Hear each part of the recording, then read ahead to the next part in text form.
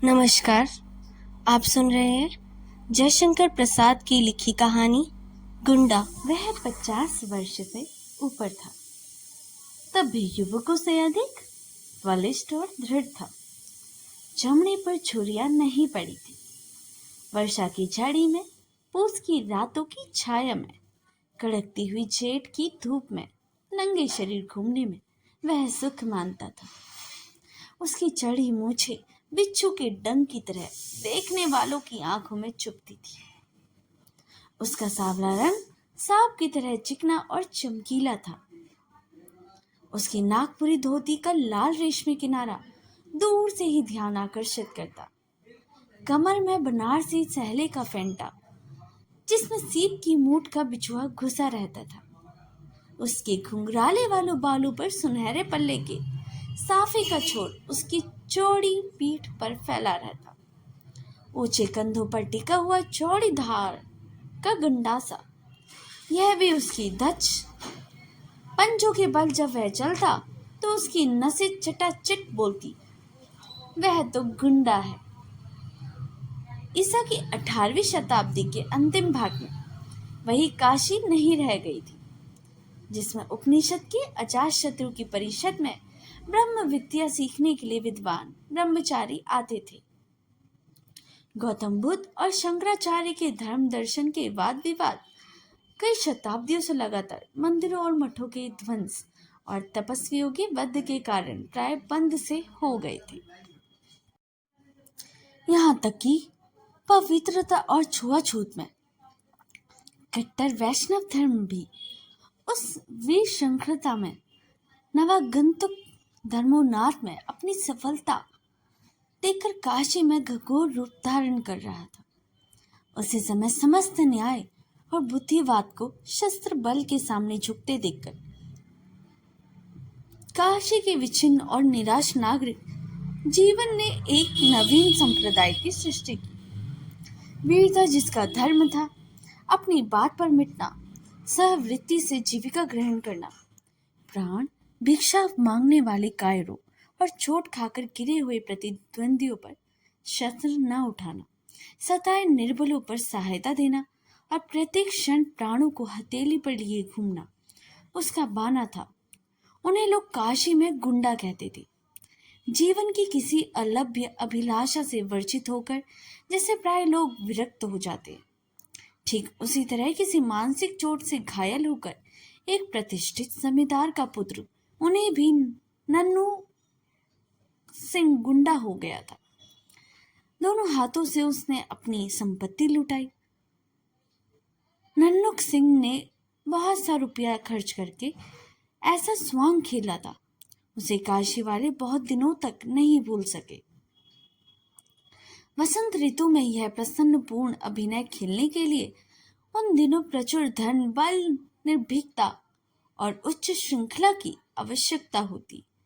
एक बार नन्नुक सिंह ने एक पैर में नूपुर और एक हाथ में तोड़ा, एक हाथ में काजल, एक कान में हजारों के मोती तथा दूसरे कान में फटे हुए जोड़तों का तल्ला लटकाकर एक जनेऊ की मूठ की तलवार, दूसरा आभूषणों से लदी हुई अभिनय करने वाली प्रेमिका के कंधों पर रखकर गया था। कहीं बैंगन वाली मिले तो बुला देना। प्राय बनारस के बारा के हरियालों में अच्छे पानी वाले कुओं पर गंगा की धारा में चलती हुई डोंगी पर वह दिखलाई पड़ता था। कभी कभी जुआ खाने से निकलकर जब वह चौक में आ जाता तो काशी की रंगीली वेश्याएं मुस्कुराकर उसका स्वागत करती और उसके दृढ़ शरीर को स्पर्श करती। वह तमोली की वह दुकान पर बैठकर उनके गीत सुनता, ऊपर कभी नहीं जाता था। जुए की जीत का रुपया मुट्ठियों में भर भर कर अब उनकी खिड़कियों में वह इस तरह उछालता कि कभी समाजी लोग अपना सिर सहलाने लगते, तब वह ठाक कर हंस देता। जब कभी लोग कोठे के ऊपर चलने के लिए कहते तब वह उदासी की सांस खींचकर चुप हो जाता। वह अभी वंशी के जुआ खानों से निकला था। आज उसकी कौड़ी के साथ ना दिया। सुलह परियों के नृत्य में उसका मन ना लगा। मन्नू तमोली की दुकान पर बैठते हुए उससे कहा, आज शायद अच्छी नहीं है मन्नू। क्यों मालिक, चिंता किस बात की है? हम लोग किस दिन के लिए हैं? आप सबका ही तो है। अरे बुद्धू ही रहो तुम। नन्नू सिंह जिस तरह किसी को लेकर जुआ खेलने लगे, उसी दिन समझना वे मर गए। तुम जानते नहीं कि मैं जुआ खेलने कब जाता हूँ? जब मेरे पास एक पैसा नहीं रहता। उसी दिन नाल पर पहुँचते ही जिधर बड़ी ढेरी रहती है उसी को बताता हूँ, और फिर वही दाव आता भी है। बाबा की नारमा का यह वरदान है। तब आज क्यों मालिक? पहला दाव तो आया ही, फिर 2-4 हाथ बदने पर सब निकल गया। तब भी ले लो, या 5 रुपए बचे हैं। 1 रुपया तो पान के लिए रख लो, और 4 दे दो मूल की कथक को। कह दो कि दुलारी से गाने के लिए कह दे। हाँ हाँ, वही गीत, विल्मी विदेश रही। नन्नू सिंह की बात सुनते ही मुल्की और अभी गांजे की चिलम पर रखने के लिए अंगारा चूस रहा था, घबराकर उठ खड़ा हुआ। वह सीढ़ियों पर दौड़ता हुआ चढ़ गया। चिलम को देखता ही ऊपर चढ़ा, इसलिए उसे चोट भी लग गई। पर नन्नू सिंह की भुटकी देखने की शक्ति उसमें कहाँ थी? उसे नन्नू सिंह की वह मूर्ति ना भूली थी, जब इसी पान की दुकान पर जुए खाने से जीता हुआ रुपये से बड़ा तोड़ लिए वह बैठा था। दूर से बोधी सिंह की बारात का बाजा बजता हुआ आ रहा था। नन्नू सिंह ने पूछे, यह किसकी बारात है? ठाकुर बोधी सिंह के लड़के की। मन्नू ने इतना कहते ही नन्नू सिंह के ऊँट फटकने लगे। उसने कहा, मन्नू, यह तो नहीं हो सकता। आज इधर से बारात न जाएगी। बोधी सिंह हमसे निपट कर बारात इधर से ले जा सकेंगे। मन्नू सिंह ने कहा, तब मालिक मैं क्या करूं? नन्नू सिंह गंडासा कंधे पर से और ऊंचा करके मुल्की से बोला, मुल्किया, देखता है, अभी जा ठाकुर से कह दे कि बाबू नन्नू सिंह की आज यहीं लगाने के लिए खड़े हैं। समझ कर आवे, लड़की की बारात है। मुल्किया कांपता हुआ ठाकुर बोधी सिंह के पास गया। बोधी सिंह और नन्नू सिंह के 5 वर्ष से सामना नहीं हुआ था। किसी दिन नाल पर कुछ बातों में ही कहा सुनी होकर बीच बचाव हो गया था, फिर सामना ही नहीं हो सका। आज नन्नू सिंह जान पर खेलने अकेले खड़ा है। बोधी सिंह भी उस पर आने को समझते हैं। उनकी मुल्की से कहा, जाबे, कह दे कि हमसे क्या मालूम कि बाबू सिंह वहां खड़े हैं। जब हम हैं ही तो समझी जाने का क्या काम है? बोधी सिंह लौट आए और मुल्की के कंधों पर तोड़ा लाद कर बाजे के आगे नन्नू सिंह बारात लेकर गए। ब्याह में जो कुछ लगा खर्च किया। ब्याह कराकर तब उस दूसरे दिन उसी दुकान में आकर रुक गए। लड़की को और उसकी बारात को उसके घर भेज दिया। मुल्की को भी 10 रुपया मिला ना था उस दिन। फिर भी नन्नू सिंह की बात सुनकर बैठे रहना, यम को न्योता देना कि यही बात थी। उससे जाकर दुलारी से कहा, हम ठेका लगा रहे हैं, तुम गाओ। तब तक बल्लू सांगरी वाला पानी पीकर आता है। बाप रे, कोई आफत आई है क्या बाबू साहब? सलाम कहकर दुलानी ने खिड़की से मुस्कुराकर झांका था कि नन्नू सिंह उसे सलाम का जवाब देकर दूसरे एक आने को देखने लगे। हाथ में हथौड़ी की पतली सी घड़ी, आंखों पर सुरमा, मुंह में पान और मेहंदी लगी हुई लाल दाढ़ी जैसे सफेद जड़ दिखलाई पड़ती थी। कुवेदार टोपिया, छलकिया अग्रखा और साथ में लेसदार परत वाले 2 सिपाही, कोई मौलवी साहब है। नन्नू सिंह हंस पड़ा। नन्नू की ओर बिना देखे ही मौलवी ने एक सिपाही से कहा, जाओ रारी से कह दो कि आज रेजिडेंट साहब की कोठी पर मुजरा करना होगा। अभी चलो, देखो तब तक हम जान अली के कुछ इत्र ले रहे हैं। सिपाही उठ चढ़ रहा था और मौलवी दूसरी ओर देख रहे थे कि नन्नू ने ललकार कर कहा, दुलारी, हम कब तक यहाँ बैठे रहेंगे? क्या अभी संगिया नहीं आया? दुलानी ने कहा, रहा बाबू साहब, आप ही के लिए तो मैं यहाँ आ ही बैठी हूँ। सुनिए ना, आप तो कभी ऊपर। मौलवी जल उठा। उसे कड़क कर कहा, चौबदार, अभी वह सुअर की बच्ची उतरी नहीं, जाओ कोतवाल के पास मेरा नाम लेकर कहो कि मौलवी अलाउद्दीन कुबर ने बुलाया है, आकर उसकी मरम्मत करता हूँ। देखता हूँ जब से नवाबी गई है इन काफिरों की मस्ती बढ़ गई है। कुबरा मौलवी बाप रे तमोली अपनी दुकान संभलाने लगा। पास ही एक दुकान पर बैठकर उगता हुआ बजाज चौंक कर सिर में चोट खा गया। इसी मौलवी ने तो महाराजा चेत सिंह की 3.5 सेटी चीटी के सिर का तेल मांगा था। मौलवी अलाउद्दीन कुबरा। बाजार में हलचल मच गई। नन्नू सिंह ने मन्नू से कहा, क्यों चुपचाप बैठोगी नहीं? दुलारी ने कहा, वहां से भाई जी, इधर उधर चलने का काम नहीं है। तुम गाओ, हमने ऐसे घिसियारे बहुत देखे हैं। अभी हम कल रमल के पास ही फेंक कर अंधेला अंधेला मांगता है, आज चला है रोप गठाने। अब कुबरा ने घूमकर उसकी ओर देखा। कौन है ये पांजी? तुम्हारा चाचू बाबू नन्नू सिंह के पास ही पूरा बनारसी छापड़ा पड़ा। कबूरा का सिर घूम गया। लेस के पतरेले वाले सिपाही दूसरी ओर भाग चले और मौलवी साहब चौंधिया कर जान अली की दुकान पर लड़खड़ाते गिरते पड़ते किसी तरह पहुंच गए।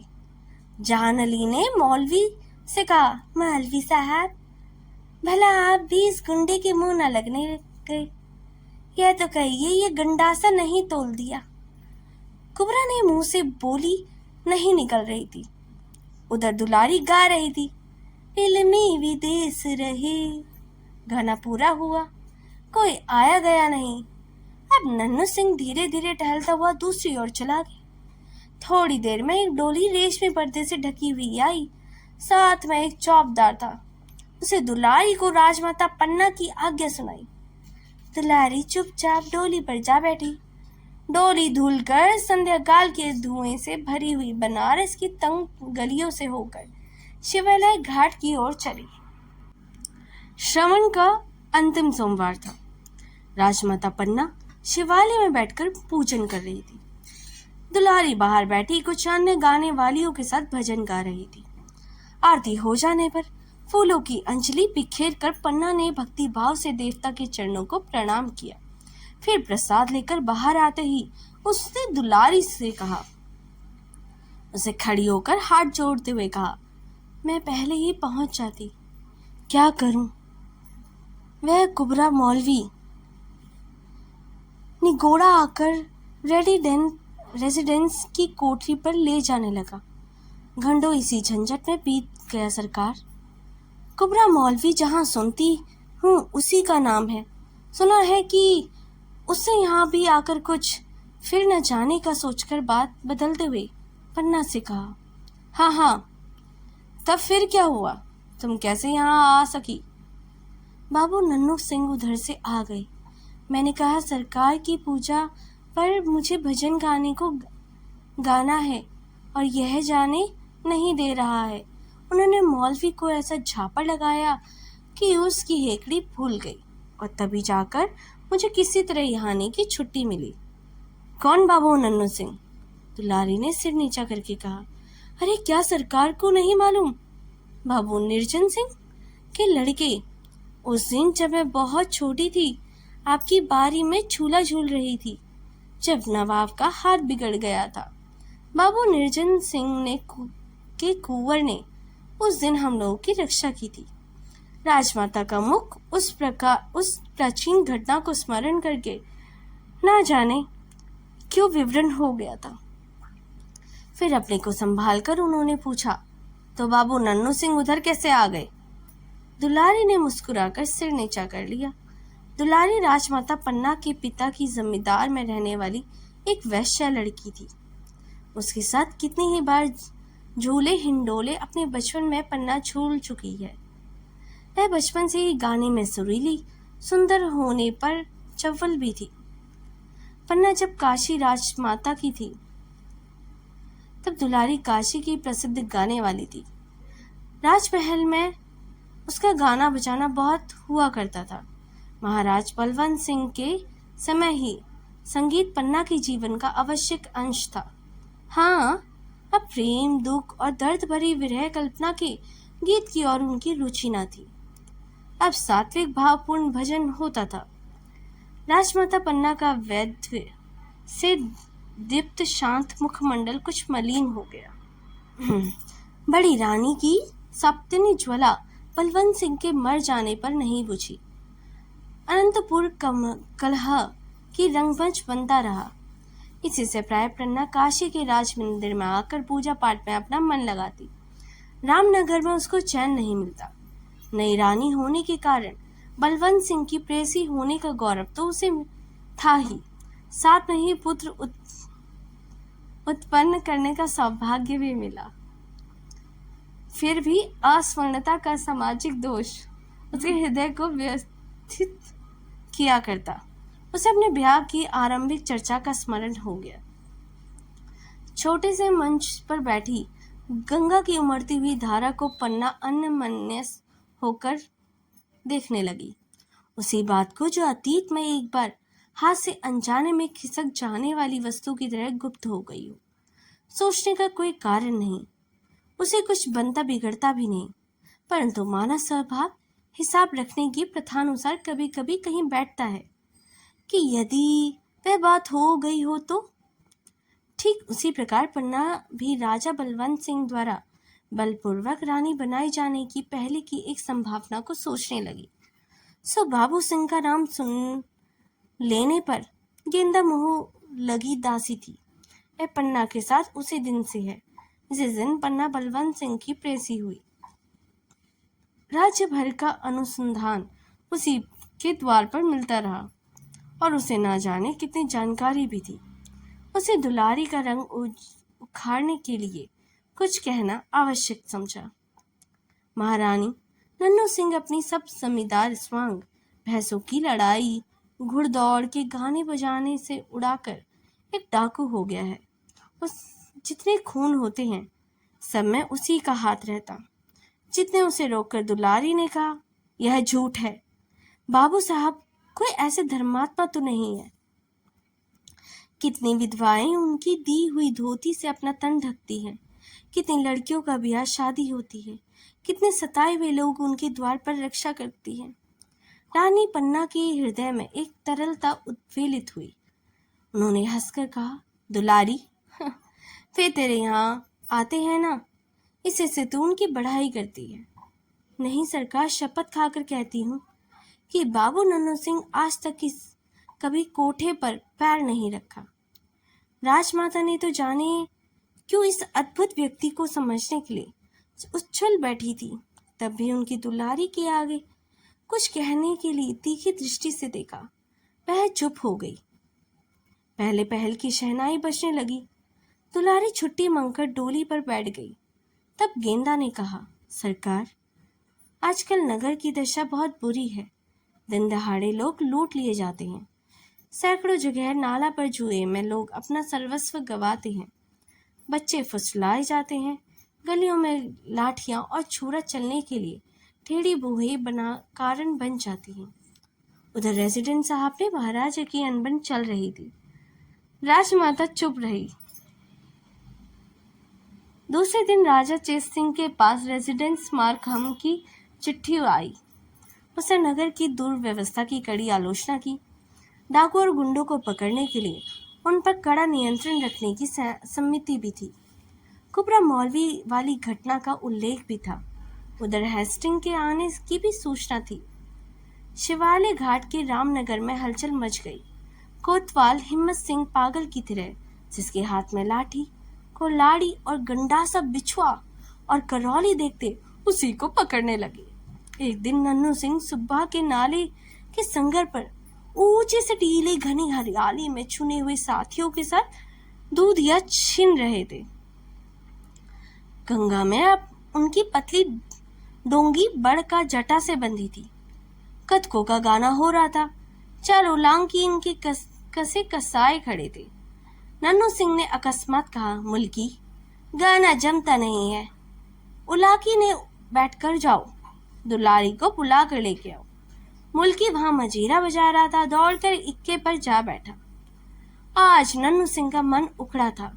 बूटी कई बार छानने पर भी नशा नहीं। 1 घंटे में दुलारी सामने आ गई। उससे मुस्कुराकर कहा, क्या हुक्म है बाबू साहब? दुलारी, आज गाना सुनने का मन कर रहा है। इस जंगल में क्यों? मुझसे शशंक हंसकर कुछ अभिप्राय से पूछा। तुम किसी तरह ना खटका ना करो।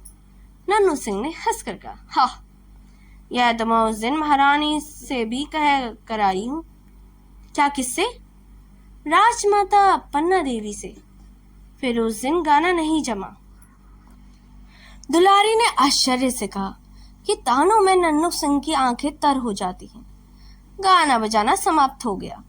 वर्षों की रात में झिल्लियों का स्वर उस झुनमुट में गूंज रहा था। मंदिर के समीप ही छोटे से कमरे में नन्नू सिंह चिंता में मग्न बैठा था। आंखों में नींद नहीं और सब तो लोग सोने लगे थे। दुलारी जाग रही थी। वह भी कुछ सोच ही रही थी। आज उसे अपने को रोकने के लिए कठिन प्रयत्न करना पड़ रहा था, किंतु असफल होकर वह उठी और नन्नू सिंह के समीप धीरे धीरे चली आई। कुछ आहट पाते ही चौंककर नन्नू सिंह के पास ही पड़ी हुई तलवार उठा ली। तब तक हंसकर दुलारी ने कहा, बाबू साहब, ये क्या? स्त्रियों पर भी तलवार चलाई जाती है? छोटे से दीपक के प्रकाश की वासना भरी रमणी का मुख देखकर नन्नू सिंह हंस पड़ा। उसने कहा, क्यों भाई जी, क्या इसी समय जाने की पड़ी है? मौलवी ने फिर बुलाया। क्या? दुलारी नन्नू सिंह के पास बैठ गई। नन्नू सिंह ने कहा, क्या तुमको डर लग रहा है? नहीं, मैं कुछ पूछने आई हूँ। क्या? यही कि कभी तुम्हारे हृदय में? उसे ना पूछो दुलारी। हृदय को बेकार ही समझकर तो उसे हाथ में लिया फिर रहा हूँ। कोई कुछ कर देता है, कुचलता है, चीरता है, उछालता है। मर जाने के लिए सब कुछ तो करता हूँ, पर मर नहीं पाता। मरने के लिए कभी खोजने जाने पड़ता है। आपको काशी का हाल क्या मालूम? ना जाने घड़ी भर में क्या हो जाए, उलट पुलट होने वाला है। क्या बनारस की गलियां जिसे काटने को दौड़ती हैं? कोई नई बात उधर हुई है क्या? कोई हॉस्टिंग्स आया है। उसे सुना कि शिवालय घाट पर तिंगलों की कंपनी का पहरा बैठा दिया गया है। राजा चेत सिंह और राजमाता पन्ना वही है। कोई कुछ कहता है तो वो कि उनको पकड़कर कलकत्ता भेजने। क्या पन्ना भी, रानीवास भी वही है? नन्नू अधीर हो उठा। क्यों बाबू सिंह, आज रानी पन्ना का नाम सुनकर अपनी आंखों में आंसू आ गए हैं। सहसा नन्नू का मुख भयानक हो उठा। उसने कहा, चुप रहो, तुम उनको जानकर क्या करोगी? वह उठ खड़ा हुआ। उद्विग्न की तरह ना जाने क्या खोजने लगा। बस स्थिर होकर उसने कहा, दुलारी, जीवन में आज एक तुम्हारा पहला ही दिन है कि एकांत रात में एक स्त्री मेरे पलंग पर आकर बैठ गई और मैं चिरकुमार अपनी एक प्रतिज्ञा का निर्वाह करने के लिए सैकड़ों असत्य अपराध फिर कर रहा हूँ। क्यों? तुम जानती हो मैं स्त्रियों का घोर विरोधी हूँ और पन्ना, किंतु उसका क्या अपराध? अत्याचारी बलवंत सिंह के कलेजे में बिछुआ ना उतर सका, किंतु पन्ना उसे पकड़कर गोरे कलकत्ते भेज देगी वहीं। नन्नू सिंह उन्मुक्त हो उठा था। दुलारी ने कहा, नन्नू का अधिकार में एक वट के नीचे पहुंचा और गंगा की उमड़ती हुई धारा की डोंगी खोल दी। उसे घने अंधकार में दुलारी का हृदय कांप उठा। 16 अगस्त सन 1981 को काशी डावाडोल हो रही थी। शिवालय घाट में राजा चेत सिंह लेफ्टिनेंट स्टाकर के पहरे पर थे। नगर में आतंक था। दुकानें बंद हो गई थी। घरों में बच्चे अपनी माँ किससे पूछते, माँ, आज हलवे वाला नहीं आया? वह कहती, चुप बेटे, सड़कें सूनी पड़ी हैं। तेलुगु की कंपनी ने आके कुबरा मौलवी कभी कभी आता जाता दिखाई पड़ता था। उस समय खुली हुई खिड़कियां बंद हो जाती थी। वह और सन्नाटा राज्य था। चौक में चित्रू सिंह की हवेली अपने भीतर काशी की वीरता को बंद किए कोतवाल का अभिनय कर रही थी। इसी समय किसी ने पूछा, हिम्मत सिंह। खिड़की में से सिर निकालकर हिम्मत सिंह ने पूछा, कौन? बाबू नन्नू सिंह। अच्छा, तुम अब तक बाहर ही हो। पागल, राजा कैद हो गए हैं। छोड़ दो इन सब बहादुरों को, हम एक बार इनको शिवालय घाट पर जाएं। ठहरो, ठहर कर हिम्मत सिंह ने कुछ आज्ञा दी। सिपाही बाहर निकले। नन्नू की तलवार चमक उठी। सिपाही भीतर भागे। नन्नू सिंह ने कहा, नमक हरामो, चूड़ियां पहन लो। लोगों को देखते देखते नन्नू सिंह चला गया। कोतवाली के सामने फिर सन्नाटा हो गया। नन्नू उन्मुक्त था। उसके थोड़े से साथी उसकी आज्ञा पर जान देने के लिए तुले हुए थे। वह नहीं जानता था कि राजा चेत सिंह का क्या राजनीतिक अपराध है। उसे कुछ सोचकर थोड़े से साथियों को फटाक पर गड़बड़ मचाने के लिए भेज दिया। इधर अपनी डोंगी लेकर शिवालय की खिड़की के नीचे धारा काटता हुआ पहुंचा। किसी तरह निकले हुए पत्थर में रस्सी अटकाकर उसे चंचल डोंगी की ओर स्थित किया और बंदर की तरह उछलकर खिड़की के भीतर हो रहा। उस समय वह राजमाता और पन्ना और राजा चेत सिंह के बाबू मणिहार सिंह कह रहे थे, उनके यहाँ रहने से हम लोगों को क्या करें, ये समझ में नहीं आता। पूजा पाठ समाप्त करके अपने रामनगर चली गई होती तो यह। तेजस्विनी पन्ना से कहा, अब मैं रामनगर कैसे चली जाऊं? मनिहार सिंह दुखी होकर बोले, कैसे बताऊं, मेरी सिपाही बंदी है। इतने में फटाक पर कोलाहल मचा। राज परिवार और निमंत्रण में डूबा था और नन्नू सिंह का आना उन्हें मालूम हुआ। सामने का द्वार बंद था। नन्नू ने एक बार गंगा की धारा से को कहा। उसमें एक नाव घाट पर लगने के लिए लहरें से लड़ पड़ी थी। वह प्रसन्न हो उठा। इसी की प्रतीक्षा में वह रुका हुआ था। उसे जैसे सबके सचेत करते हुए कहा, महारानी कहाँ है? सब घूमकर देखा। एक अपरिचित मूर्ति, शस्त्रों से लदा हुआ पूरा देव। चेत सिंह ने कहा, तुम कौन हो? राज परिवार का एक बिना दाम का सेवक। पन्ना के मुंह से हल्की सी सांस निकल रही थी। उसे पहचान लिया। इतने वर्षों के बाद वह नन्नू सिंह। मणिहार सिंह से पूछा, तुम यहाँ क्या कर सकते हो? मैं मर सकता हूँ। पहले महारानी की डोगी पर बिठाए, नीचे दूसरी डोगी पर एक मल्लाह है, फिर बात कीजिए। मनहार सिंह ने कहा, देखा, जनानी ढ्योड़ी का धरोहर राज की एक डोगी पर 4 महलालों के साथ खिड़की पर नाव सटकाकर प्रतीक्षा में है। उसने पन्ना से कहा, चलिए मैं साथ चलता हूँ। और चेत सिंह को देखकर पुत्र वत्सला के संकेत में एक प्रश्न किया। उसका उत्तर किसी के पास नहीं था। मणिहार सिंह ने कहा, मैं यहीं। नन्नू सिंह ने हंसकर कहा, मेरे मालिक, आप नाव पर बैठे। जब तक राजा भी नाव पर बैठ जाएंगे तब तक 17 गोली खाकर नन्नू सिंह जीवित रहने की प्रतिज्ञा करता था। पन्ना ने नन्नू को देखा। एक क्षण के लिए चारों आंखें मिली। उनके जन्म जन्म का विश्वास ज्योति की तरह जल रहा था। फाटक बलपूर्वक खोला जा रहा था। नन्नू ने मुक्त होकर कहा, मालिक जल्दी कीजिए। दूसरे क्षण पन्ना डोंगी पर भी नन्नू फाटक पर स्टाकर के साथ था। चेतराम ने आकर एक चिट्ठी मनहार सिंह को हाथ में दी।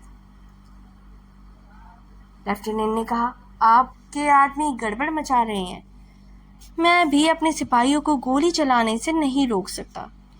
मेरी सिपाही यहाँ कहाँ है साहब? मणिहार सिंह ने देखकर कहा।